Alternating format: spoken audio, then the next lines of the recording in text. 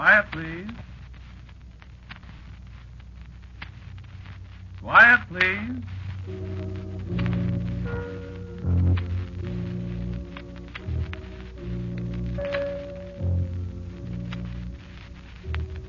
The Mutual Broadcasting System presents the third of a series of unusual dramatic programs written and directed by Willis Cooper and featuring Ernest Chappell.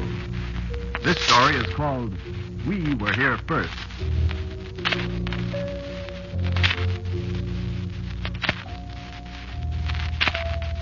I'll tell you the story.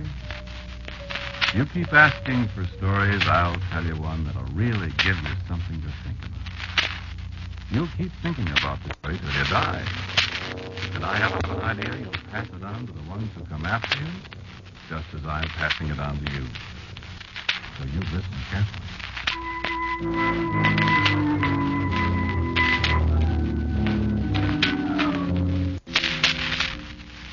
This one doesn't start with once upon a time. It's about the world today, so that once upon a time business does come into it. Listen. Do you know there are giants in this world? Oh, yes, there are. Did you think we were the only ones here? You're wrong. There are giants. Millions of them. Billions. Giants so big that it's almost impossible for one of us to imagine how big they are. Why, a hair from the head of one of them is as big as your leg. And they're everywhere, in the cold lands, in the hot lands, everywhere. And they hate everybody. They hate each other. And they hate us. Oh, how they hate us. How they'd like to get rid of us. But I'll tell you something. They're not going to. We were here first. And we're going to be here a long, long time after they're gone. For they're going to go. Don't fool yourself about that. They can't win.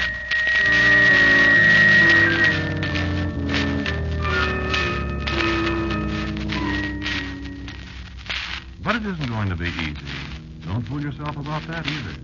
They've killed an awful lot of us in all the millions of years they've been on this earth. And I may say we've killed quite a few of them. We've killed more of them than they have any idea. And that, my child, is quite a trick when you consider the difference in our sizes. How big are they?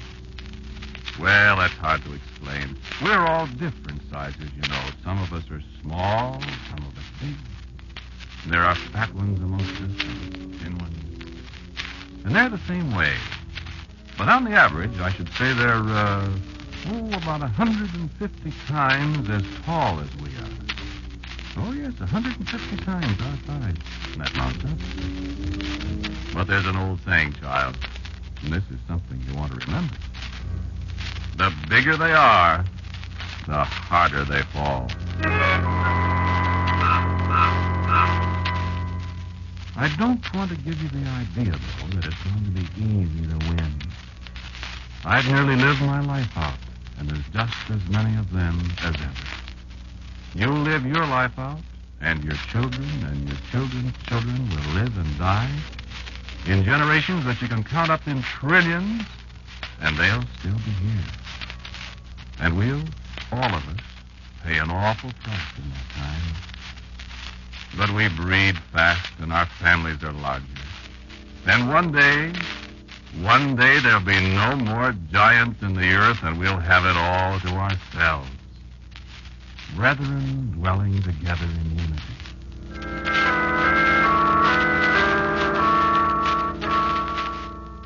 That's one of their sayings, too, but they disregard it pretty much. They don't dwell together in unity any more than we do. And that's the bad part of it from our standpoint. If we just had sense enough to get together, if we just stop fighting amongst ourselves. Now, of course, it's all right for them to fight amongst themselves. That simplifies our problem. Someday, if we're lucky, maybe they'll all kill each other. They try hard enough. Oh, I tell you, they've got weapons, child. They've got an atomic bomb. It works. And some of them are scared to death that it may one day wipe them all out. But we'll see. If it does, good riddance. And our day comes a little sooner. If it doesn't, well, we've got time.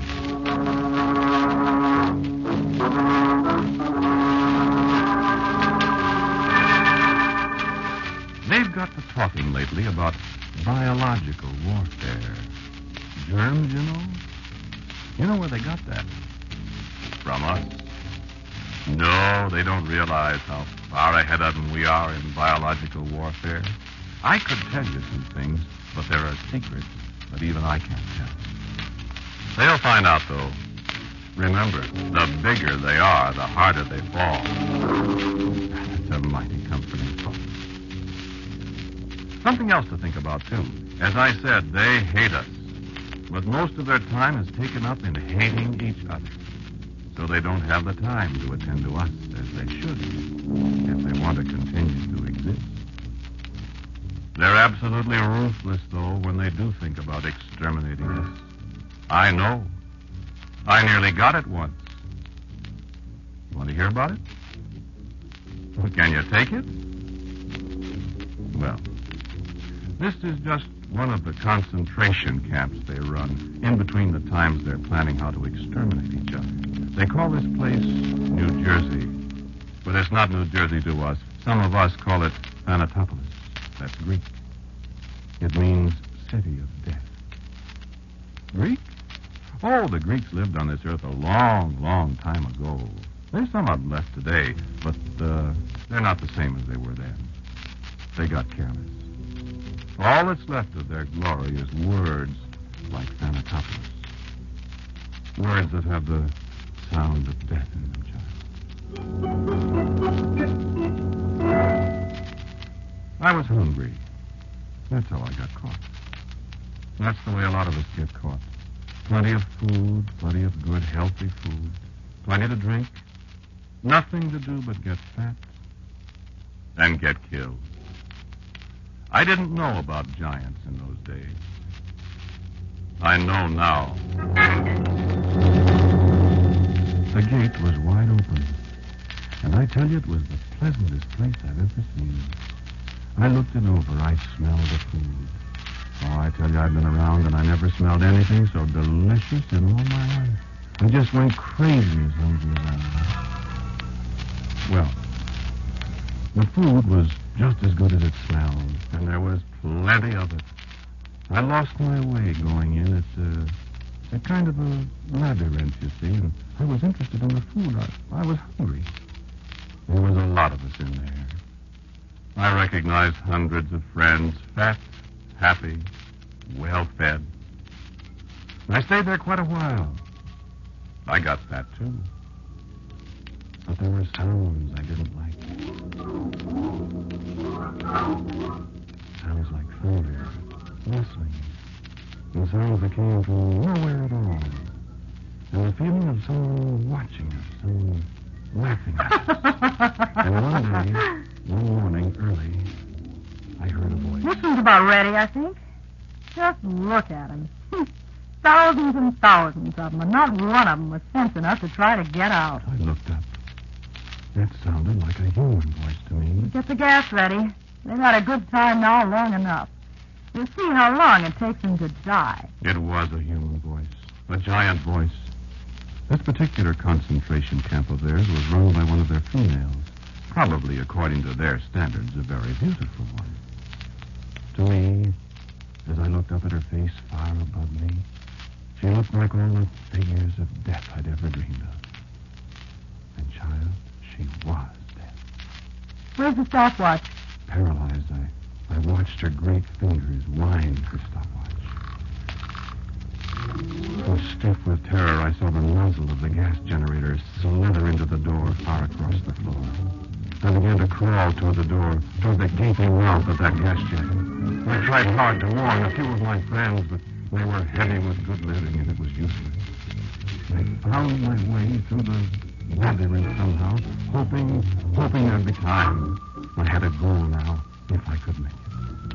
And then I saw her raise her hand with a watch. I heard her... Put on the gas.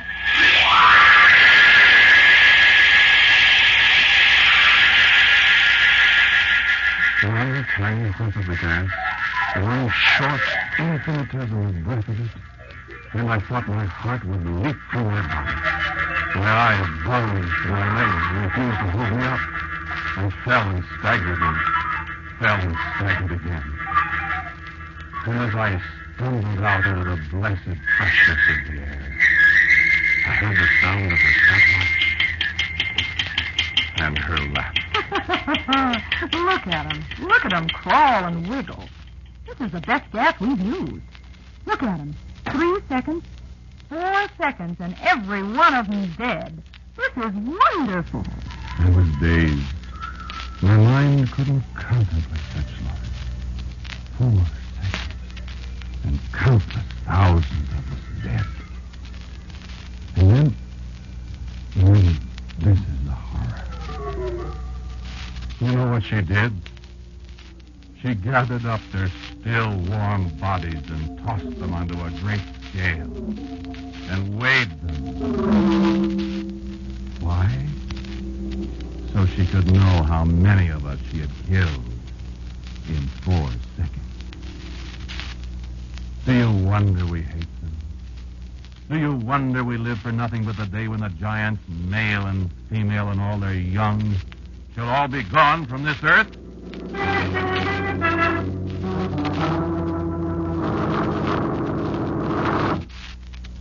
So you see, it must be us or them.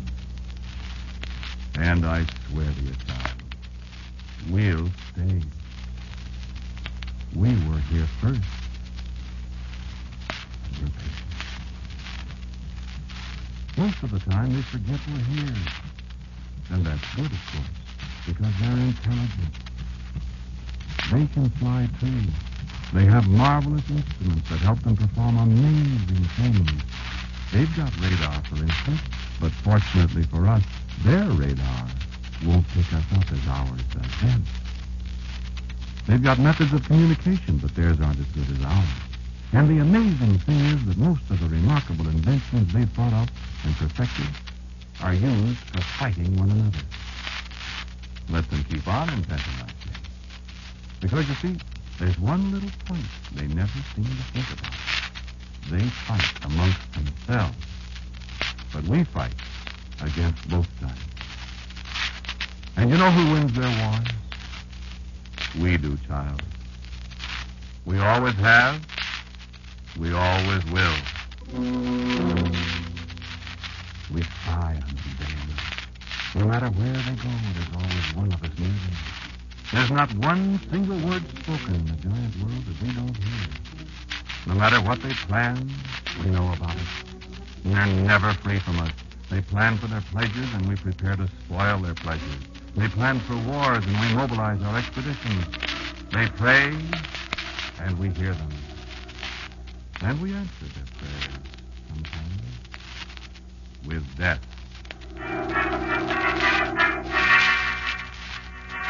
What do you mean? How? You think it's hard for a being our size to kill a being the size of a giant? It isn't. You see, in the first place, we're willing to sacrifice 1,000,000 of us to kill one of them. No, that's true.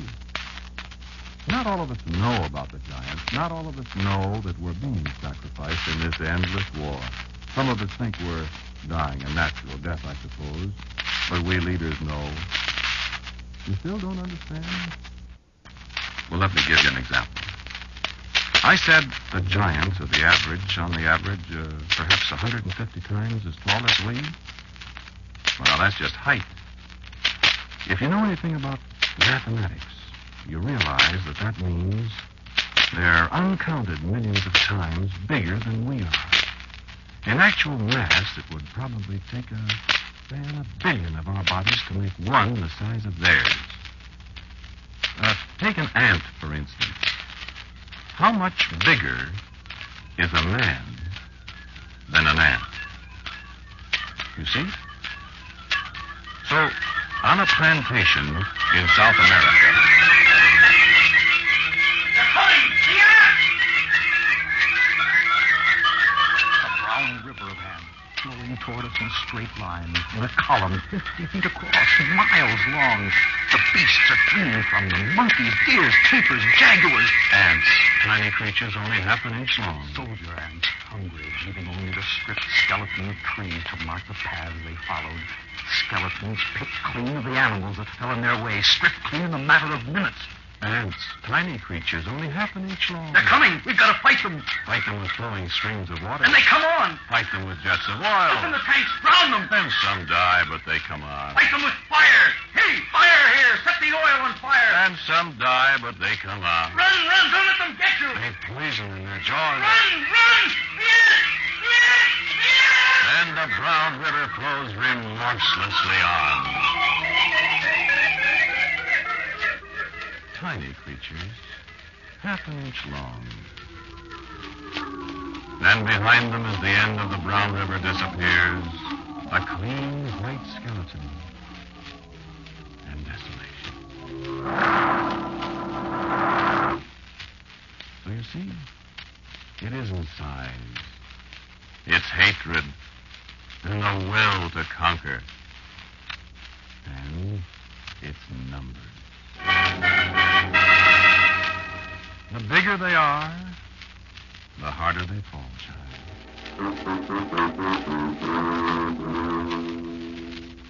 So, you haven't seen the giants?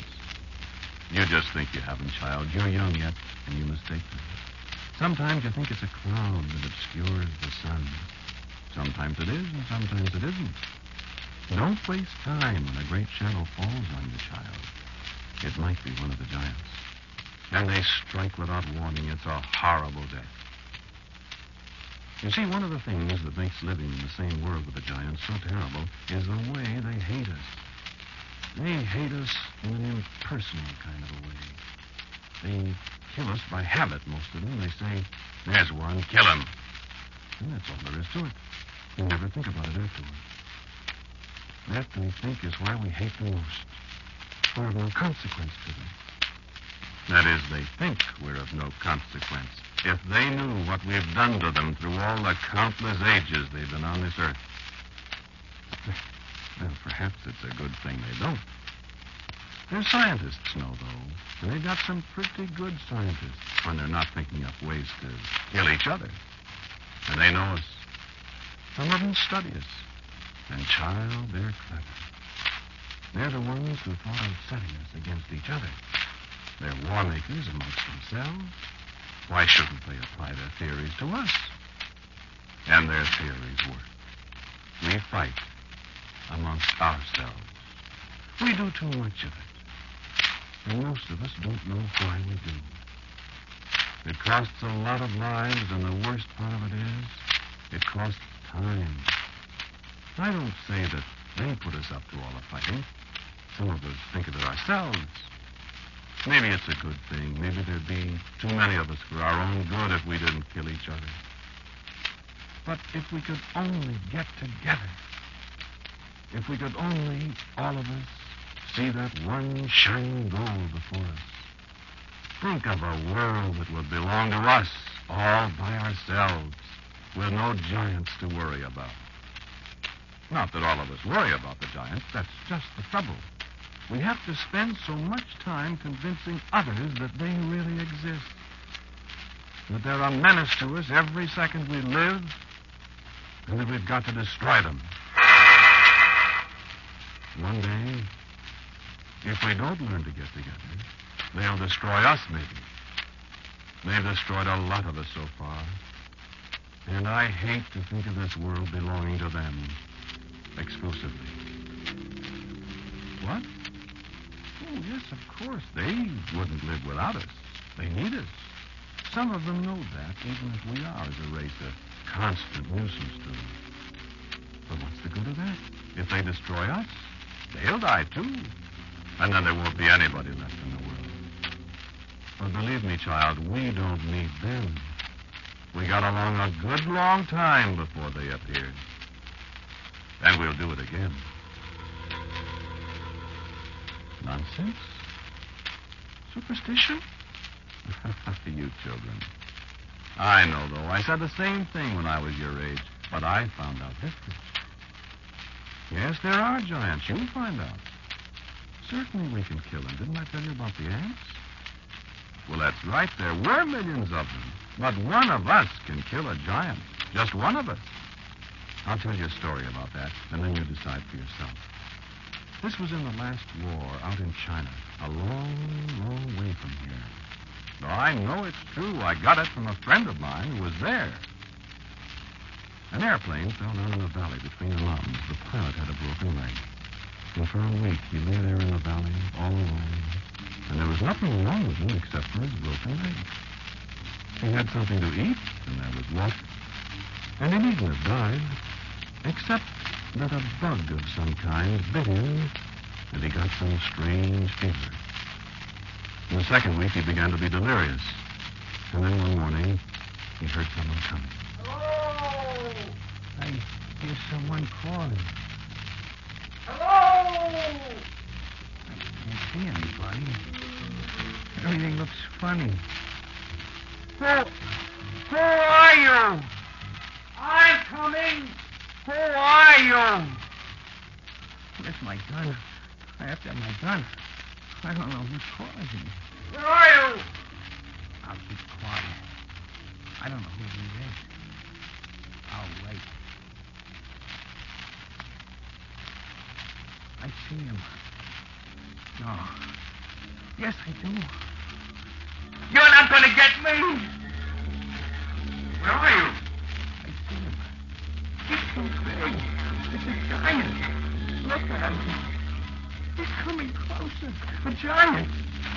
I'll have to kill him. You're not going to get me, giant. Get away from me, giant. You're delirious. Don't you touch me. Don't you come close. Oh, let me help you, kid. No. You're a giant. Think I don't know? You'll come to get me. Take it easy. No, get away from me. I'll kill you. Easy, fella. Take it easy. No, get away, I say. I've got a gun. Put the gun away. Don't touch me. Stop. All right.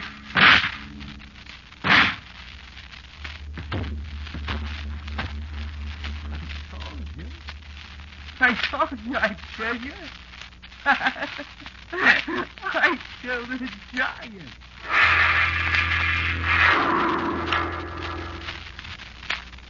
He killed one of them.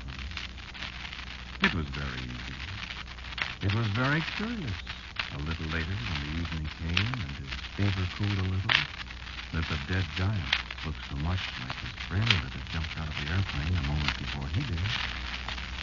It was very curious. Well, all right, it was his friend. He thought his friend was a giant, and he killed him. Or did he kill him? He fired the pistol at his friend that was the direct cause of his friend's death. But who was it that brought him a fever that made him think his friend was a giant? Remember? I said a little bug bit him. So the little bug was indirectly the cause of the other man's death. And to the little bug, the man was a giant. They were both giants, and he killed them both. Because the man who had killed his friend had a moment of lucid thought, and his fading strength was enough to bring the pistol up to his mouth. Now, I know it's true. Well, maybe that is rationalizing, but you think it over. To my way of thinking, 2 giants got killed. It's getting dark in here. Am I a little slow in my thinking now that I'm... Look out! Quick, look out! All right. So you killed him. He was a child, and he didn't have a chance against a giant he didn't even believe in. He's just... No, I'm not going to be emotional about it. There are too many more of us to worry about the death of one. You can smash us, you can poison us, you can gas us to death, but we'll always be with you. Up to the end, and afterwards. You can't win. Without us, you'll die. With us, you'll die. listen for a second. We're everywhere. We're in the earth. We live in your houses. We eat your food. And we watch you day and night. We've got senses you never dreamed of. We've got weapons that you have no defense for. You walk on your two legs. We've got pictures. You fly in your airplane. We've got wings. You make your weapons. We are our own weapons. And if we insects ever get together, Giant, or maybe we won't have to. Maybe you'll blast yourselves off the earth and save us the trouble. Your atomic bombs don't mean anything to us. The flies lived at Hiroshima, you know. The beetles are still alive under Phoenix. And far under the surface of this earth, you think you are. More and more millions of us are sleeping, waiting the day.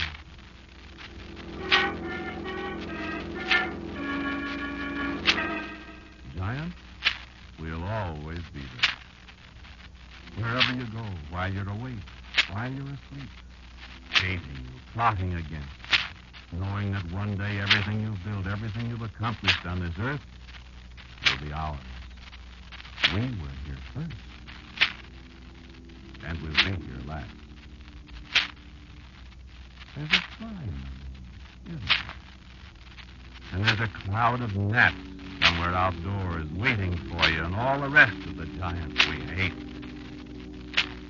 Are you the one that was bragging about the, what did you call it, DDT? Fine, Giant. DDT does kill. It kills the good insects and the bad intellect. Better try again, Giant. You can't live without us. And you can't live with us. The bigger they are, the harder they fall. We were here first. Think of that some night when a fat moth blunders in your bedroom window. Maybe he won't be blundering, Giant. Maybe he'll be fine. And remember, we're giant killers.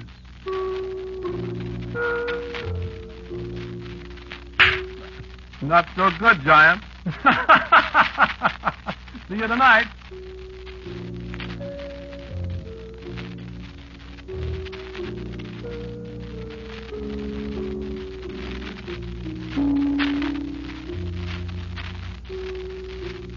You have listened to Quiet Please, which is written and directed by Willis Cooper. The one who spoke to you was Ernest Chappell. And the others were Nancy Douglas, Walter Black, and Kermit Murdoch. The music was composed and played by Gene Perazzo. And now for a word about next week's Quiet Please story. Here is our writer-director, Willis Cooper. Next week's story is called The Ticket Taker. I think you'll find it intriguing and entertaining. And so, until next week at this time, I am quietly yours, Ernest Chappell.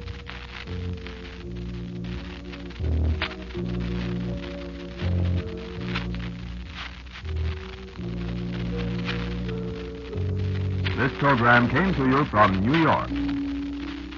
Stay tuned now for a fascinating story of strange events and their common sense explanation on The House of Mystery, which follows in just a moment.